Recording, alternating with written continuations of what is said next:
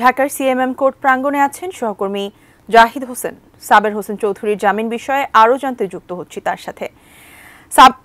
জাহিদ, আমাদের জানাবেন যে এই মুহূর্তে সেখানে কি অবস্থা এবং এর পরবর্তীতে আসলে কি হতে পারে। শিমু, সাবের হোসেন চৌধুরী যাকে আপনি বলছিলেন সাবেক মন্ত্রী, তাকে এই মুহূর্তে বাসায় ফিরতে কোনো বাধা নেই বলে জানিয়েছেন তার আইনজীবী মোর্শেদ হোসেন শাহীন। অর্থাৎ তার নামে যে 6টি মামলা ছিল সেই মামলার সবগুলোতেই তিনি জামিন পেয়েছেন, কাজেই তাকে কারাগারে যাওয়ার যে বাধ্যবাধকতা সেটি আর থাকছে না, যদিও সেগুলো হত্যা মামলা ছিল। এবং তাকে কিন্তু জামিন দেওয়া হয়েছে মূলত অসুস্থতার কারণ দেখিয়েই তাকে জামিনের আবেদন করা হয়েছিল, যেটা আজকে মঞ্জুর করা হলো।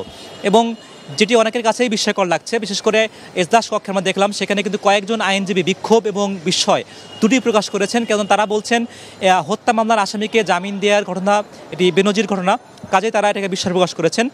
এবং যেহেতু তিনি গতকালকেই রিমান্ডের জন্য তাকে মঞ্জুর করা হয়, অর্থাৎ রিমান্ডে নেওয়া হয়, সেই রিমান্ড কিন্তু আজই প্রথম দিন চলছিল এবং সেখানে তিনি রিমান্ড চলাকালীন অবস্থায় তিনি অসুস্থ হয়ে পড়েন। শিয়া বাটার ও ভিটামিন ই সমৃদ্ধ lily glam beauty soap. Lily, always beautiful. তার আইনজীবীরা জানিয়েছেন যে তার হার্টের সমস্যা আছে, তিনি রিং পরানো আছে, তার উচ্চ রক্তচাপের সমস্যা আছে, কাজেই নানাবিধ অসুস্থতার কারণে তিনি মূলত অসুস্থ হয়ে পড়েছেন।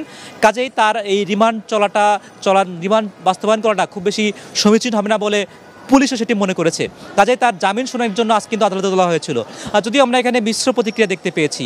তার বাদী পক্ষের যারা আইনজীবী ছিলেন তারা যেমন হতাশা প্রকাশ করেছেন এবং বলছেন যে আসলে এটি ন্যায় বিচার হতে পারে না, এবং তারা হতাশাই প্রকাশ করেছেন। একই সঙ্গে মোর্শেদ হোসেন শাহীন এবং তার সঙ্গে আরও যারা সহযোগী আইনজীবী ছিলেন, যারা মূলত এই আইনি প্রক্রিয়ার সঙ্গে যুক্ত এবং যারা সাবের হোসেন চৌধুরীর পক্ষেই মূলত এই মামলাটি লড়ছেন, তারা বেশ সন্তোষ প্রকাশ করেছেন। তারা বলছেন 64 জন মন্ত্রী কিংবা সংসদ সদস্য ইতিমধ্যে তারা কিন্তু কারাগারে আছেন কিংবা তারা বিচার প্রক্রিয়ার মধ্যে আছেন। তার মধ্যে প্রথম কোনো ব্যক্তি হিসেবে সাবের হোসেন চৌধুরী তিনি আজ জামিন পেলেন। তারা বলছেন এটি আসলে ন্যায় বিচারের নিদর্শন। তারা এই আশাটুকু রাখতে চান আদালতের কাছে, আসলে এই ন্যায় বিচার যে বাস্তবায়ন সেটি চলমান থাকবে তাদের ভাষ্য অনুযায়ী। তো কাজেই সর্বশেষ যে কথাটি বলতে হয়, সাবের হোসেন চৌধুরীকে বাসায় ফিরতে আর কোনো আইনি বাধা এই মুহূর্তে নেই বলে তার আইনজীবীরা জানাচ্ছেন।